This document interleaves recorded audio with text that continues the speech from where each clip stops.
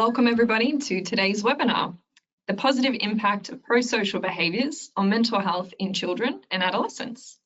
My name is Dr. Jasmine B. MacDonald, and I'm a Research Fellow and co-manager of the Child Family Community Australia Information Exchange here at the Australian Institute of Family Studies.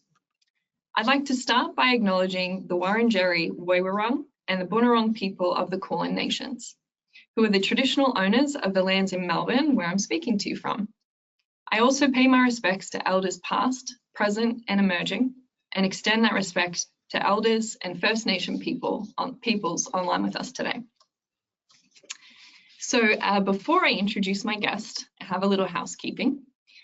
This is a pre-recorded interview, so we won't be taking any questions from the audience today.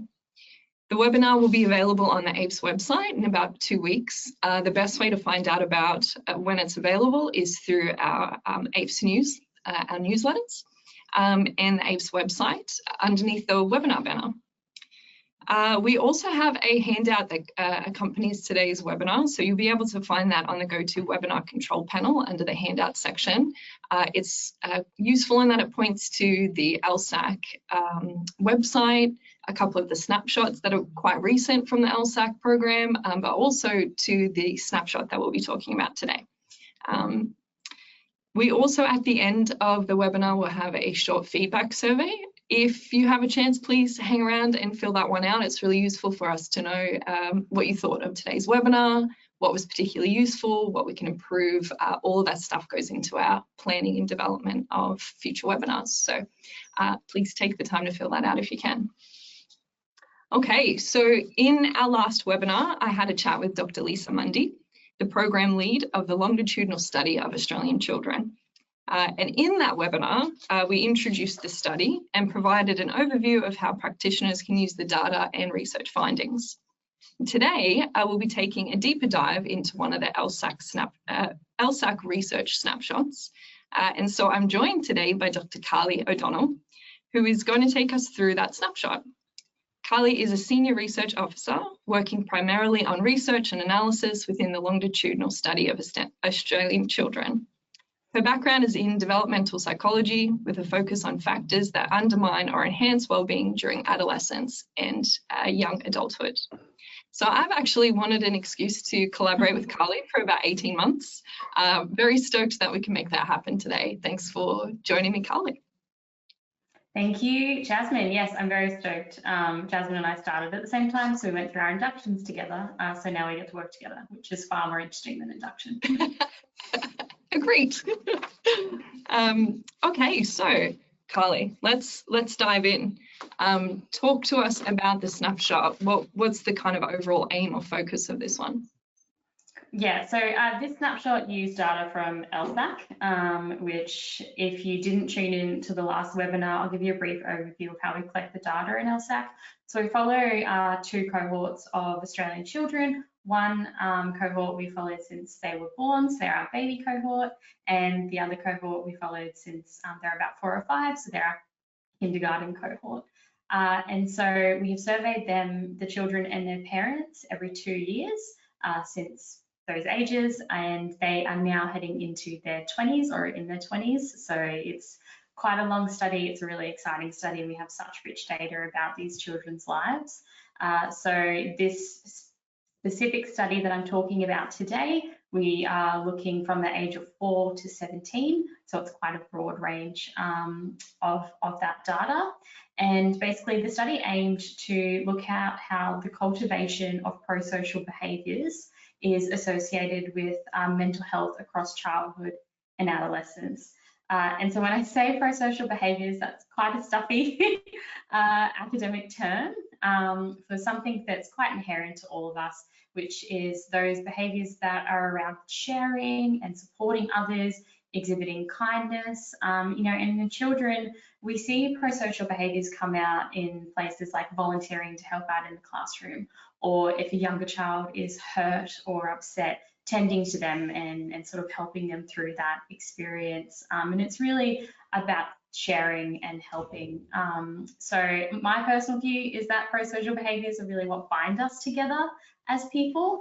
So I personally think that they're very cool, and I was really happy to see the results that came out about how they are related to mental health. Yeah, I agree with everything you've said, and I think in particular to be able to focus on a strengths aspect related to mental health in young people is really nice, because we need to know when things aren't going right or focus on some more kind of serious topics, but to be able to have like a really positive research story is nice. Yes, and it's also very nice to talk about, so it's a bit more positive, and you know, and I think it's really interesting point you just made there, Jasmine, about that it is, we need to focus, we do focus on more serious, more clinical things and places of intervention, and prosocial behaviours are something that aren't clinically, they're not something that's clinically defined. It is, like I said, something that's a bit more inherent to us and something that binds us together as people. And so when I am talking about it today and you're listening to this webinar, I think it's really, and you and I are chatting, I think it's really important that we take that lens that prosocial behaviours aren't something clinical. We're not talking about clinical levels of people pleasing, which we know aren't super great, and can manifest in different contexts as well. Yeah, that's a really nice point. So we're looking at prosocial behaviours and mental health. What aspects of mental health did you look at? Yeah, so it's, you know, mental health can be such a broad brush, and kind of a similar caveat with prosocial behaviours is when I'm talking about mental health in the context of this research, I'm not talking about clinical levels of mental health. We do not have, you know, clinical, strongly clinical indicators of mental health. It wasn't that we went in and, you know, did clinical interviews with these children or psychological interviews with these children to figure out, you know, what they may be sort of struggling with. It's we used a questionnaire called the Strengths and Difficulties Questionnaire. So some of people listening may be familiar with that, and we used a subscale of those questions. But what those questions kind of look like in reality is the manifesting of emotional symptoms or an indication that something might be going on for that child that is potentially troubling for them. So we see that in, you know, having, and one of the measures we had around this was children often complaining of sore stomachs, or having a sore stomach, or having headaches, you know, which we see quite common as a physical manifestation of sort of mental ill health among children, or at least something going on emotionally for them. And, you know, children often being worried or, you know, kind of excessively fearful, losing confidence in new situations. So sort of indicators that hit a little bit more on those anxiety type feelings that children can experience. And then the other kind of coin to that, well, not the other coin to it, they're not the same coin, but near it is around those kind of depressive symptoms, being quite sad and quite tearful. So it is quite broad, and that's why, you know, we do kind of term it as emotional symptoms.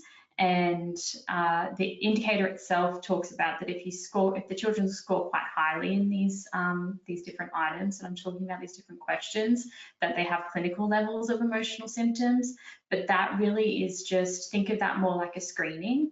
And so clinical levels there would be, well, maybe you would refer that child on to, you know, a specific service to get help. So it's more of like a flagger, or there's maybe something going on here for this child that's quite troubling. Right. Okay. So one of the cool things about longitudinal data is being able to look, you know, across how prosocial behaviours are engaging in higher or lower levels of prosocial behaviours impact these emotional symptoms. But it also allows you to get a sense of, like, I guess, normative developmental arcs or changes in both of them individually. So before we talk about how they overlap, I was wondering if you could talk us through what are some of the trends that we see in terms of prosocial behaviour over that kind of developmental span that you're collecting data? Yeah, exactly right. So that's a really cool thing when we are taking kind of two concepts and we have longitudinal data is, yes, we can see how they interact, but what do they do independently? Because prosocial behaviours on their own and mental health on their own are such kind of interesting, important facets in children's lives. So in terms of prosocial behaviours, what we found, which I was quite surprised about, so the authors of this report, the people in my research team that worked heavily in putting this report together, when they first presented the findings to me around prosocial behaviours, is that from about age 4 to 12. So start of, childhood, really just coming out of those early years of development and then heading into the teen years, we see the prosocial behaviours steadily increase. Mm-hmm. And so, that's quite normative. That's what I would have expected. That as we grow up, as we go to school and are in social settings, we learn to do things like share and be kind. But then what happened in the data, at least, is that at around age 13, so at the start of those teen years, prosocial behaviours dropped, and so they weren't like scarily low, where suddenly children or adolescents are no longer prosocial. But they did drop down. And when we started to think about the data, we asked, this question is asked of parents, and that's the measure we're using, is basically, these different things around how prosocial is your kid, just to say it quite bluntly, which is not the measure, but just for the sake of brevity, I think. And so when we, ask the parents, there's more involvement in the child's life in that 4 to 12 period, and then their social settings, and I guess the parents' potential exposure to their child's social relationships drops a little bit in those adolescent years or those teen years. So, a part of it is sort of with the fact that it's parent report, which is a little bit explaining potentially why we had that drop. But then another kind of potential around that is children's social networks or teenagers' social networks become smaller and more kind of deliberate. So they're not suddenly running around in the classroom and help, want to volunteer and sharing this and sharing that. They have a smaller set of group of friends, and so their opportunities or the times in which they engage in prosocial behaviours are very different, and they look quite different in the context of teenage life. So a little bit of a surprising finding, but I think one that is quite understandable with the way that teenagers have their friendships. Yeah, and so probably these behaviours, because it's more of a focused social network that might be a bit separate from previously spending all time with family and parents, hides it a little bit from parents reporting, but also maybe there could be an aspect as well of the stuff that a 13, 14-year-old does that's prosocial might not line up exactly with what their parents would want them to do as social, like the values aspect of that. Interesting. But then after that dip at around 12, 13, do you see a bit of an increase again towards 17, 18? It just stays pretty steady, I'm sure. Okay. It stays steady. It doesn't decline, it just stays steady. You hang it, that's how prosocial you are, kind of thing. Okay, cool. Which is still pretty good. Looking at the number now, it's still a pretty good level of prosociality. I wouldn't be concerned. Yeah, nice. And then what about, so if we pop prosocial aside, what does it look like for those emotional or mental health kind of indicators over that period of time? Yeah, it's prosocial hanging over here now. So with mental health, we actually found all the emotional symptoms. It's very, we found findings that are quite common in this research, which is that they increase over childhood and throughout adolescence. So at around age 4, 12% of children met those clinical levels of emotional symptoms. So would be a kind of a flag for potentially having something going on emotionally. But by age 13, this number is around 20% of our sample. And then by the time we get to age 17, it's about 1 in 4 young people, which is on par with what we see in adult populations or adult levels, particularly at the time that the data was collected, which was a pre-COVID time. I think it's important to note that these children were 17 prior to the onset of COVID. But yeah, it does unfortunately become more poor mental health, or these clinical levels of emotional symptoms do become more prevalent as children and young people get older. Yeah, okay. So when our powers combined across these two variables, what do we find? How do they interact with each other? It was really interesting. And once again, it was something that surprised me when I was first presented with these findings in the early work on this, is that in the younger years, prosocial behaviours are really helpful and are quite helpful in sort of those bringing down those that emotional symptoms and predicting reductions in emotional symptoms. But as children got older, this the strength of that relationship, so the sort of way that prosocial behaviours or being prosocial can help mental health, got a little bit smaller, and so it diminished a little bit as children got older.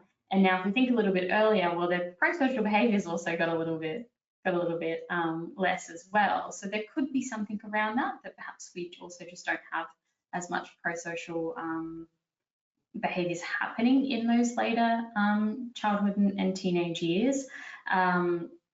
But, you know, I think sort of another part to this story is that it potentially just not necessarily wears off, but other factors become different, like become important and can also impact mental health.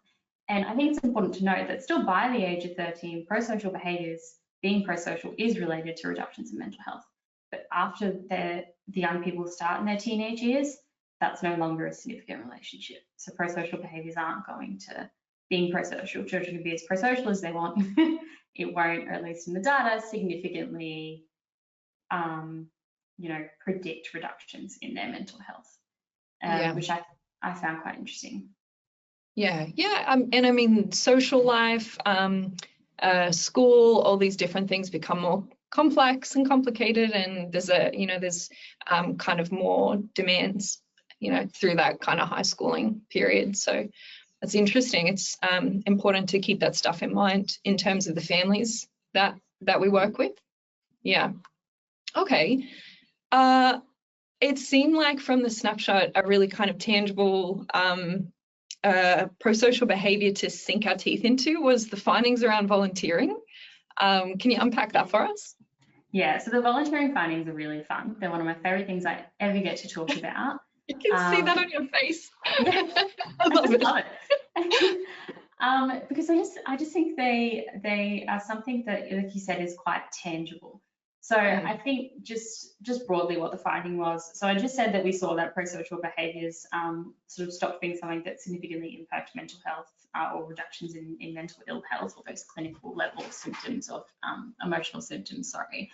But what I liked is that in this finding around volunteering is that if children volunteered by age 12 to 13 or had volunteered in the previous, it was 1 to 2 years, so prior to turning 12 to 13, we saw that 2 years later, so in that kind of really nitty-gritty time of teenagehood, there's a likelihood of about a 28% reduction in mental health, like symptomology. So they're about 28% less likely to experience those poor mental health symptoms and those clinical levels of emotional symptoms. And so, you know, for me, that's a really great finding, because by age 12, about 50% of our sample had engaged in volunteering.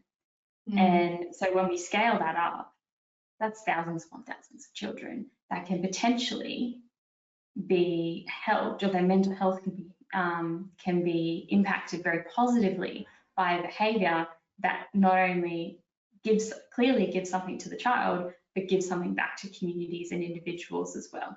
So that's what makes me really excited about it, because it's such a sort of whole scale community finding in a way. Yeah. So like faith in humanity. I love it. Yeah. The glue that binds us all.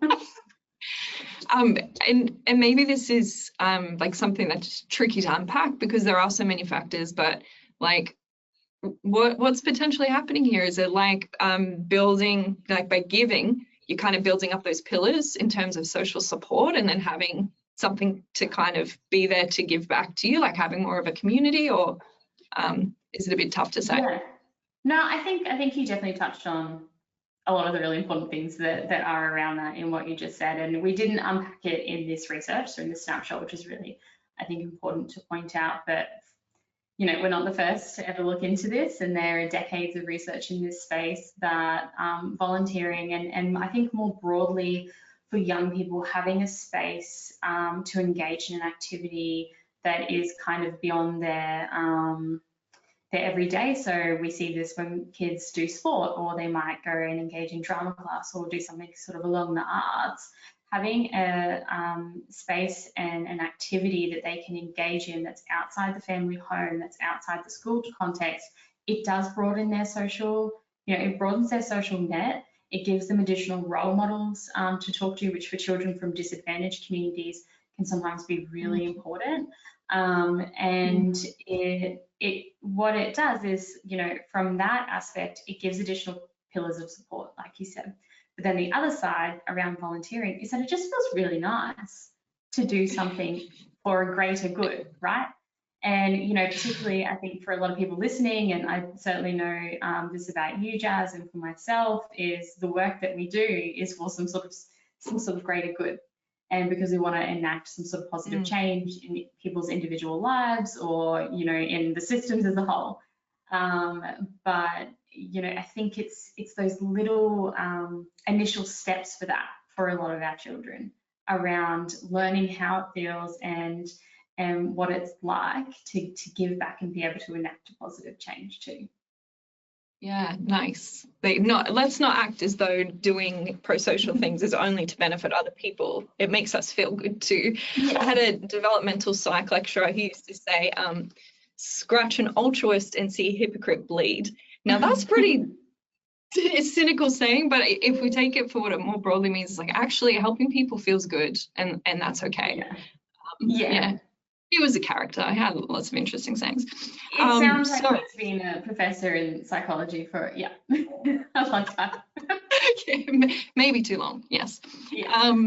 So, I mean, we're talking about volunteering behaviours before the age of 12 and as young as 4. What does that look like? Because I know when I first had a look at this, I was thinking, I don't know. I don't think we often think about children and volunteering as we do in terms of adolescence and adulthood. Like, what kinds of behaviours are young people or young children engaging in?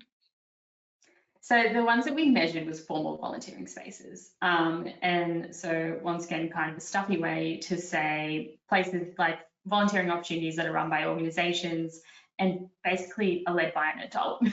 So there is somebody who's there arranging it and putting it together.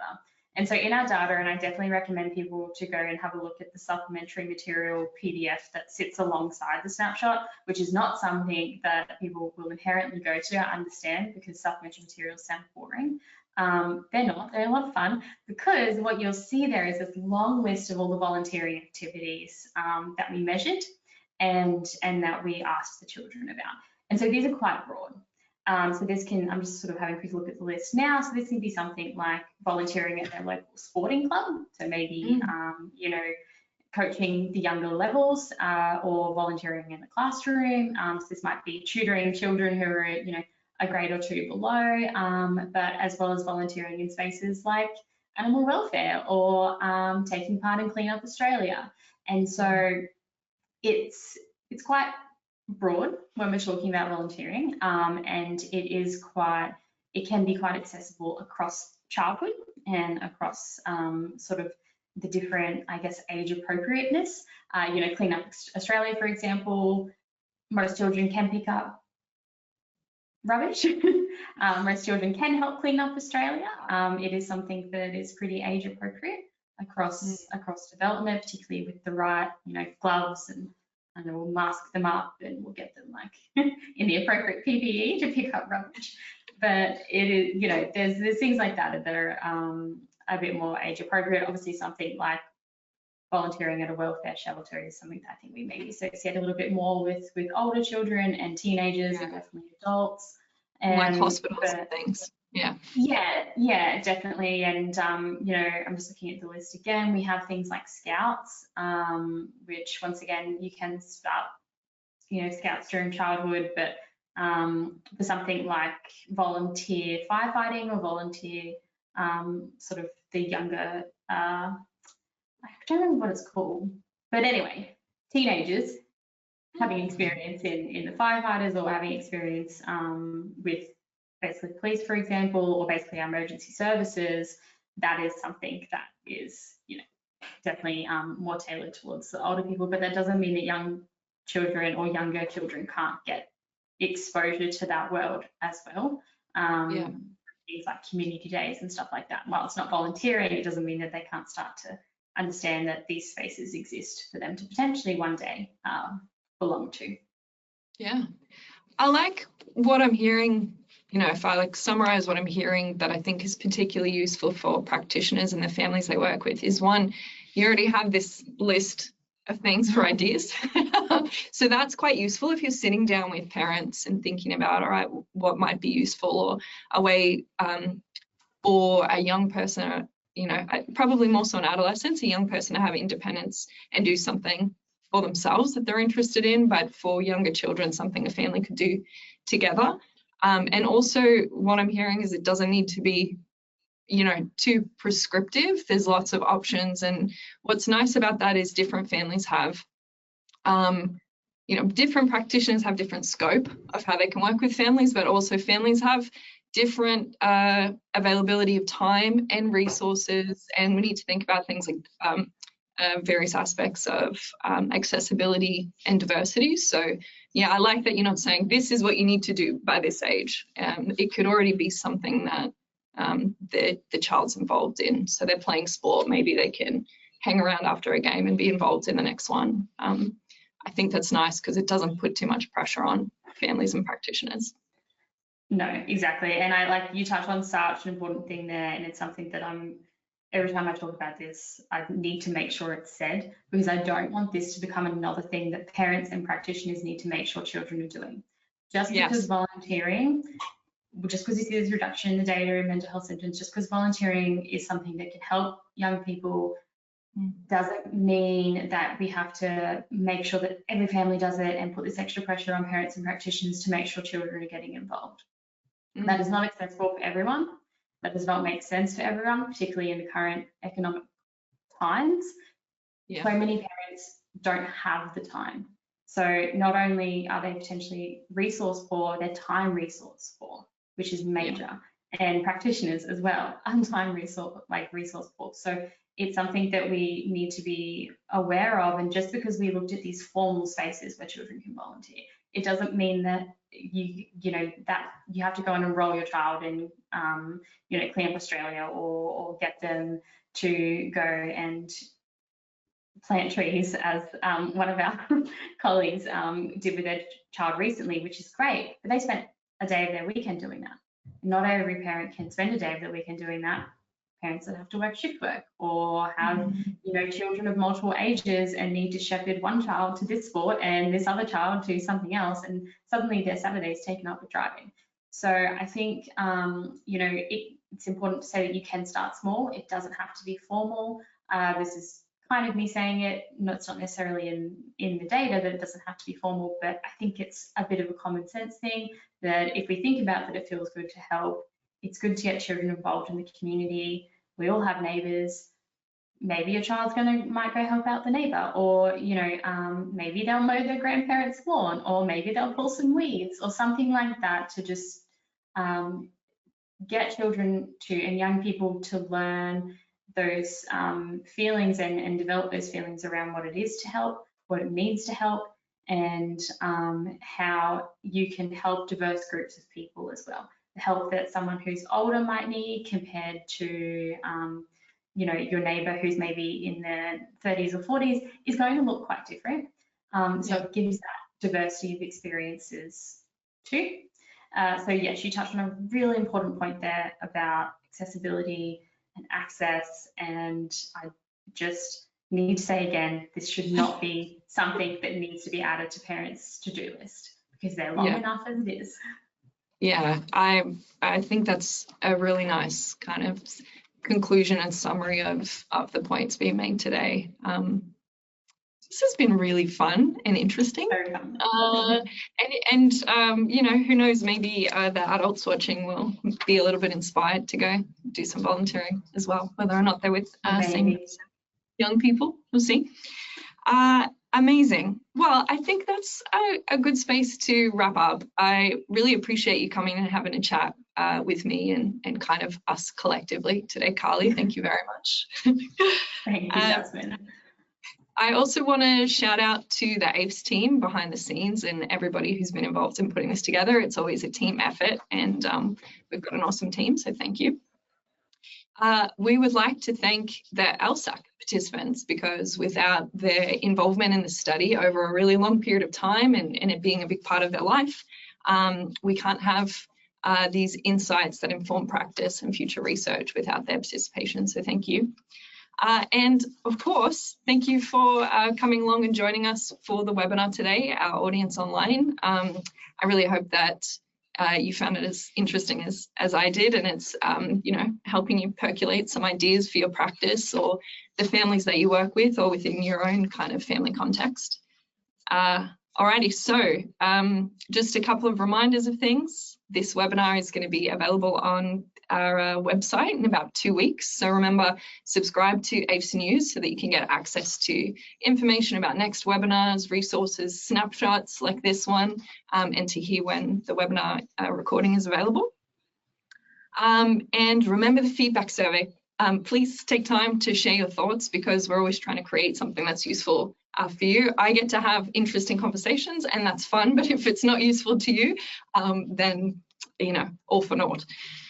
A cool thing I get to do today is shout out for our next webinar, which is being produced in partnership with the National Association for Prevention of Child Abuse and Neglect, or NAPCAN, for National Child Protection Week, which is in a couple of weeks' time. So this webinar aims to build practitioner awareness and understanding of child emotional abuse. It'll also look at the importance of supporting parents as a way to prevent child abuse. So we really hope you can join us for that webinar during what is a really important week. Okay, so you can head to our website for information about that upcoming webinar. Thanks again for joining us, and thanks again, Carly.